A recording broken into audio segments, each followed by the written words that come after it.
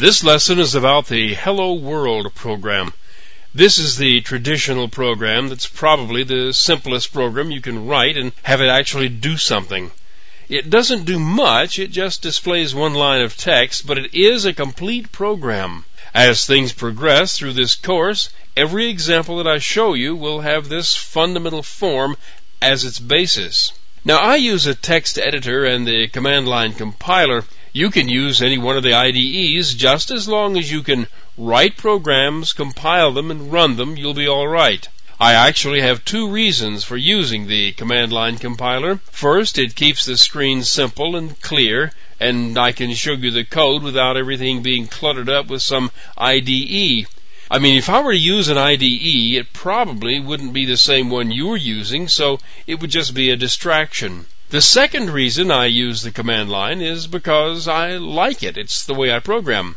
Now, I use an editor named VI, so let me use it to show you the source of the Hello World program. Now, let's stop right here. Notice that the name of the file has the suffix .java. All Java source code files end with .java. You see, there's a trick that the compiler can do for you, but you must use this naming convention so it can do it. More about all of this later. Also, notice that the name is both in upper and lower case, and that's important. In the Java alphabet, there are 52 letters, 26 little ones and 26 big ones. If the case doesn't match, Java considers it a different word. More on this later, too. Now, here's the code. This first line declares a class named Hello World. Notice that it is spelled exactly the same as the name of the file, including upper and lower case. This class is declared as public, which means it is accessible by name from any place. This second line declares a main method. Every class file that can be executed from the command line has a main method declared just like this one. It is public, so it can be addressed from outside. It is static, so it will exist without an object being created from the class first. That is, this method resides in the class, not in each object constructed from the class. It's declared as void because it has no return value. It's passed one argument. The argument is an array of string objects that contain whatever is included on the command line when the program was started. Remember, when you start a program from inside a window by clicking on a button or something, all that does is issue a command line to start the program, so the form is the same inside the program. Now, the main method just contains this one line of code. The call to print line outputs the text.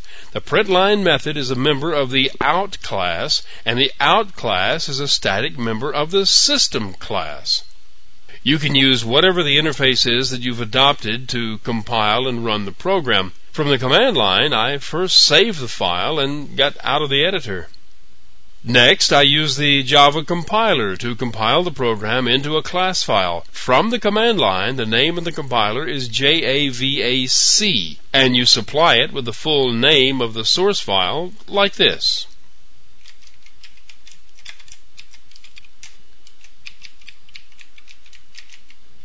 If you don't get any error messages, that means it compiled and you now have a class file.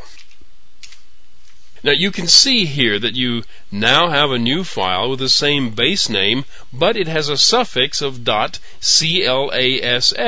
This file contains the same information as the original source file, but now it has been translated into a form that can be executed. And you execute it by running the Java virtual machine and naming the class that you want to run.